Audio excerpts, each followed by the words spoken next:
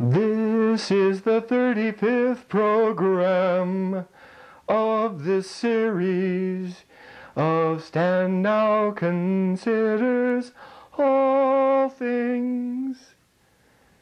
Yeah. Stan Now Considers All Things. But I really haven't considered all things in these 35 programs. Tell the truth, I never intended to.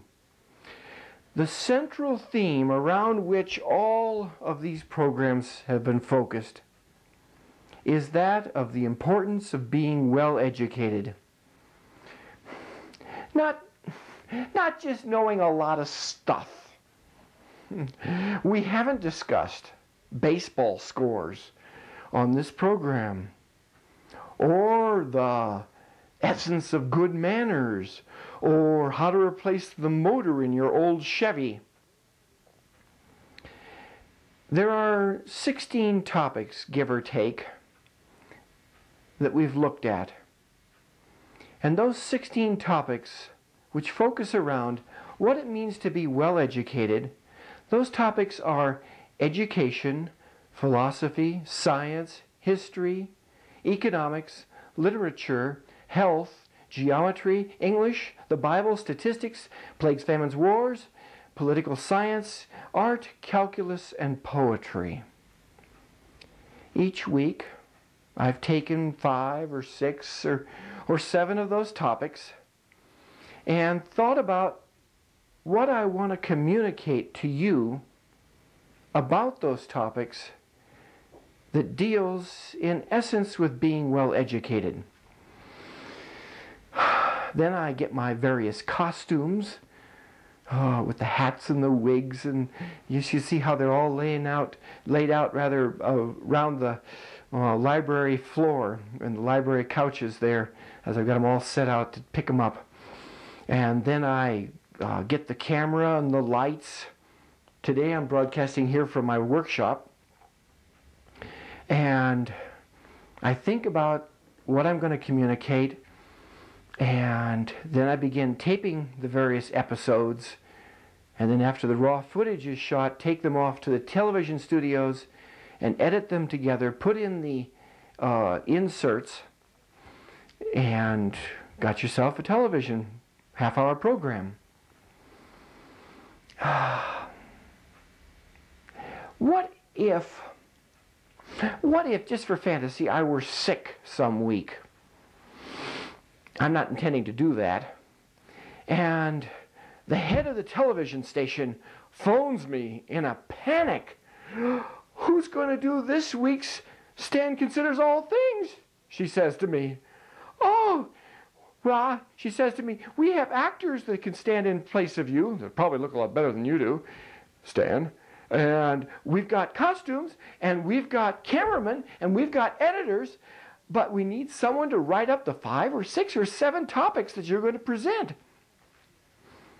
And suppose in fantasy I tell the television station head, well, I know who you to call.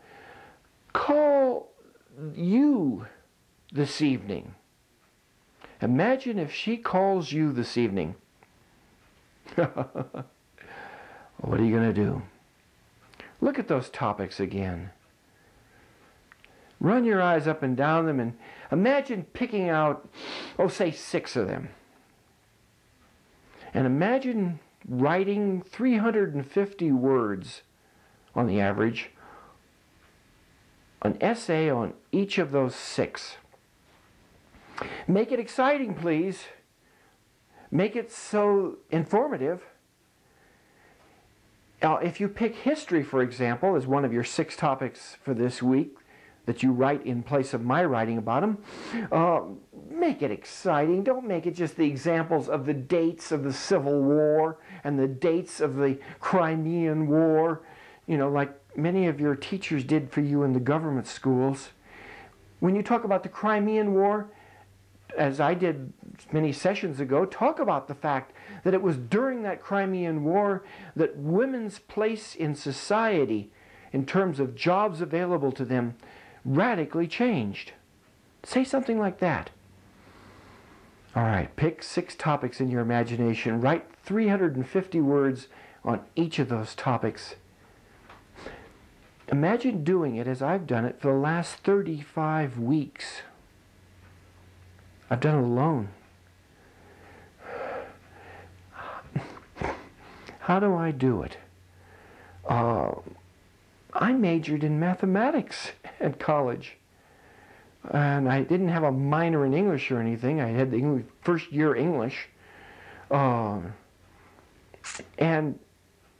I haven't been in a standard classroom with teacher up in front for 28 years, except for one semester I took in 1980.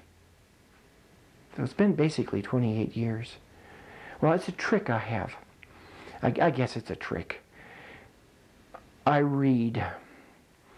I read the good stuff, at least most of the time. And just for ducks, here's a list of the 11 books that I've read in the past 3 months. The Quark and the Jaguar by Murray Gell-Mann. That's a book on quarks, and he covers every topic, it seems, under the sun, from the little quarks upwards. The Shadows of Forgotten Ancestors, Carl Sagan. A friend of mine lent me that book. I don't think I might have read it otherwise, but it was okay. The Fragile Species by Lewis Thomas. Lewis Thomas has written a lot of books in terms of the biology and this world and how it relates. Terence, I believe, was a Roman slave way back when. And I read 2 of his plays that were recommended in the Western canon, a book by Harold Bloom that I'd read earlier, and gave those a try. The Collapse of Chaos by Jack Cohen and Ian Stewart is dealing with chaos theory, and I don't know how to explain chaos theory in a word or 2. A book on English, The Well-Tempered Sentence. Gordon writes, just has wonderful examples that inspire me, but I can't match her work in terms of fun stuff for English. The Language of Genes about genes. The Millennial Project Colonizing the Galaxy. It was weird and far out, but it gives you, I think it was 7 easy steps, if I remember correctly, on how to colonize the galaxy, from starting from Earth and the Moon and Mars and so on. In Search of Stones, M. Scott Peck. You remember M. Scott Peck, perhaps, from his long-time bestseller, A Road Less Traveled. Here, M. Scott Peck and his wife, ostensibly they visit Wales and Ireland, roughly those areas. But what he talks about in each of the chapters is one of the major items of living, whether it be aging or art. He just takes, a dozen or so topics and slips them into his travelogue. How to Live Longer and Feel Better by Linus Pauling. He's dead, but he lived, I think it was into his 90s, and he lived healthfully. Discoverers, big fat book, 400, 500, 600 pages, talks about many different areas of discovery in terms of the calendar and time and the geographical discoverers who set out in the world to discover, printing, a lot of different areas in terms of the discoverers. So there's the topics in the books that I've read just in the last 90 days. Philosophy deals with determining what is truth, beauty, justice, and reality. If you go to college and want to be reasonably well educated, you might skip taking chemistry or history of journalism. But to skip philosophy, skip studying about what is truth, beauty, justice, and reality, that's impossible. A lot of us feel that we've got it figured out already. The study of philosophy may sound irrelevant, but it isn't. Okay, let's look at the final exam question in my philosophy course. Complete the following statement. Before I die, I want to... The man without philosophy thinks only of maybe sex, or thinks only of money. Before I die, I want to what? Like my shirt, it's a yacht.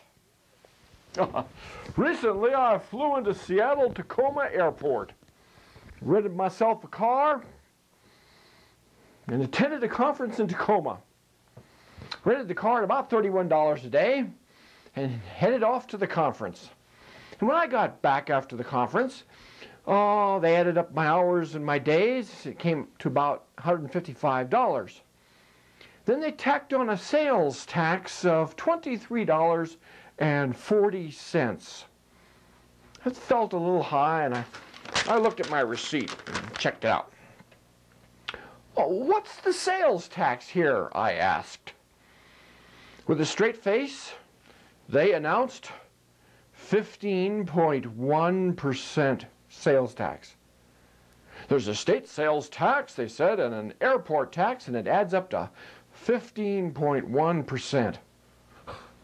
15% sales tax? Outrageous. Oh, I'd vote against that kind of tax.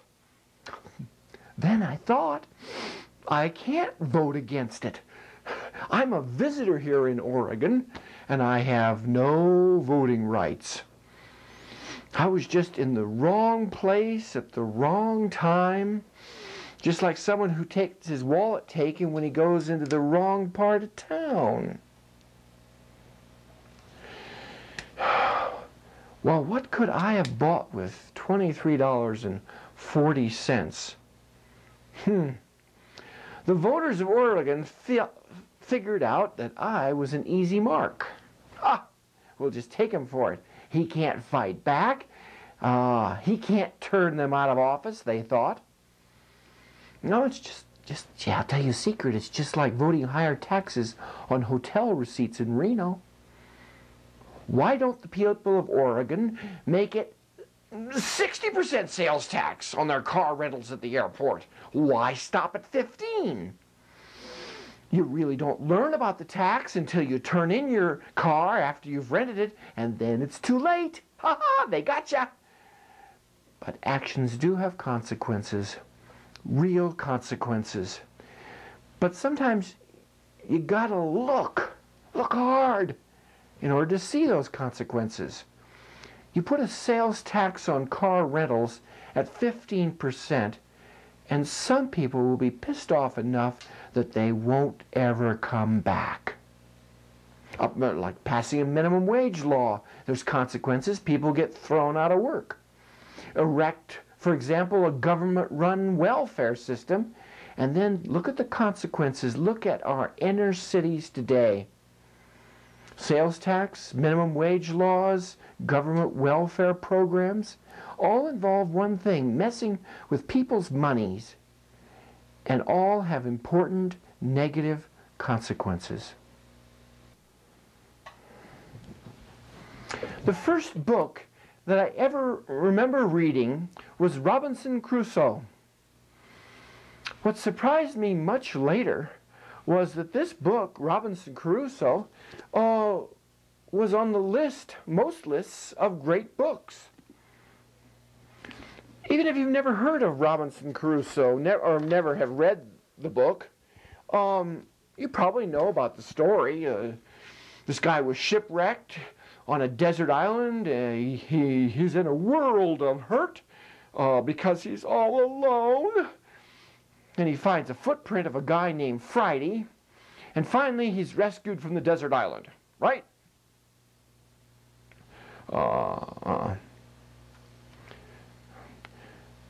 So why does this deserve, if that's what really happened, which it didn't, why does this deserve to be ranked with the great texts of the world? What's so unusual or great about a guy being lonely when he's all alone? The answer came to me when I read an article in First Things magazine, May 1995. That article was a shocker. It was about Robinson Crusoe, about what's been done to the book. The things that I just recited about Robinson Crusoe, his being shipwrecked on a desert in a world of hurt because he's all alone, it's not true. It's not true. He didn't suffer because of his solitude. And the footprint he discovered wasn't Friday's. And a desert? Wasn't true. That's not there. That's not in the book. For example, in the book, about the desert, Robinson Crusoe says, the country appeared so fresh, so green, so flourishing, it looked like a planted garden. That's what's in the book. That's what Daniel Defoe wrote. Well, what's going on here? Why does our memory of what Daniel Defoe's book had in it differ so much from what Daniel Defoe wrote? Well, the abridgers have been at work, cutting out things that they didn't like. They were all taking out the stuff that they wanted to get rid of. And here's what they've left of Robinson Crusoe. It's not just a case of doing some bad abridging. What they left in many editions of Robinson Crusoe is just a boy's adventure book, which ain't the great text. As Zaleski wrote, the book is a grown-up tale of a man's discovery of himself, civilization, and God. What Zaleski said was that many abridgers in their savage cuts, that's his words, tore the heart out of that great novel. A grown-up tale of a man's discovery of himself, civilization, and God. Okay, a tale of himself, of a man. Robinson said, I was to be the willful agent of all my own miseries. That theme can be traced back to Greek times or up to great literature that has been written recently. That's a central important issue. Not how to build a chair when you don't have a chair or something like that. Secondly, a tale of civilization. We can see in this book, which was the first English novel ever written, we can see in that book a tale of civilization as Robinson Crusoe starts, and he takes a long time to build that first shovel and his first tools, and then he builds a chair, and then a wall, then he does some agriculture. You see civilization building there. And he tends a herd of goats. He builds 2 homes, one at the seashore and one inland. And he writes, Robinson does in his diary that's listed in the book, I fancied now I had myself a country house and my seacoast house. Does this sound like a man suffering from isolation? It wasn't. Thirdly, this is a tale about a man and his relationship to God and in his finding God. His transformation from becoming from what he was as a slaver, which of course the abridgers often cut that out,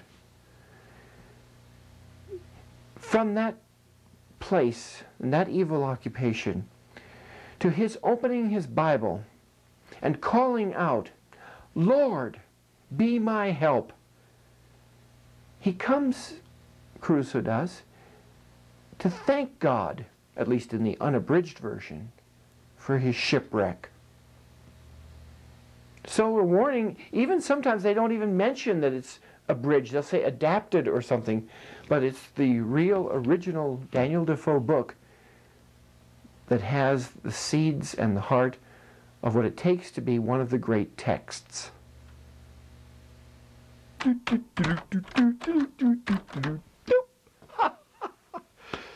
You know, but I want to remind you that at the entrance to Plato's Academy was a sign, actually. And it didn't say Plato's Academy established 375 BC. Well, it didn't say BC for several reasons. But instead the sign actually read, Let no one ignorant of geometry enter my doors. Today, the sign has changed just a little bit. It reads, let no one ignorant of mathematics enter my doors. Where does this sign hang? Certainly not over the doors of most universities. Not nowadays. Let no one ignorant of mathematics enter my doors. Ha! Even our most prestigious universities, there are courses covering 9th grade algebra. That didn't used to be the case. You know, does the sign, no, let no one ignorant of mathematics enter my doors, does that hang over the entrance to low-paying jobs? Do you need mathematics to say, for here or to go? And then the person says, cheeseburger, fries, and a Coke. Then you push the little buttons, and it tells you how much change to give. In contrast, I would imagine that the sign, let no one ignorant of mathematics enter my doors, hangs over the door marked the future. 100 years ago or so, you didn't need much more than simple arithmetic to live comfortably in everyday life. My dad had an 8th grade education. He worked in an auto shop, and he did okay for himself, thank you. And he died in the same year that I bought my first personal computer, 1982. He lived in a world of ordinary language and felt more or less at home in the world.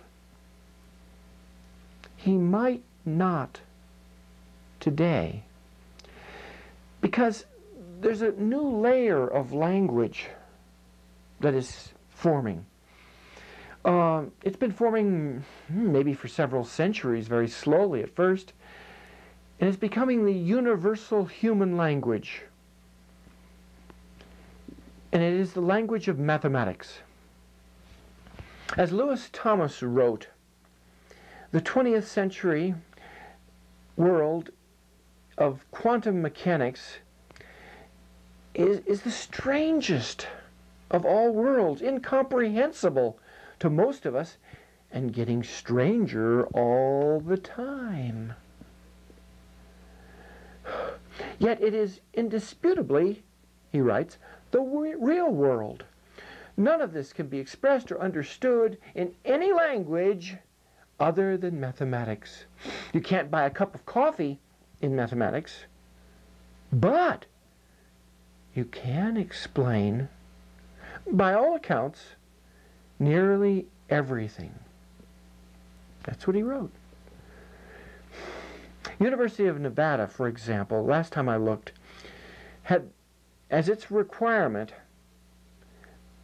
for entrance into the master's program for business administration, requirement that you know calculus and statistics. It's needed nowadays. Think about it.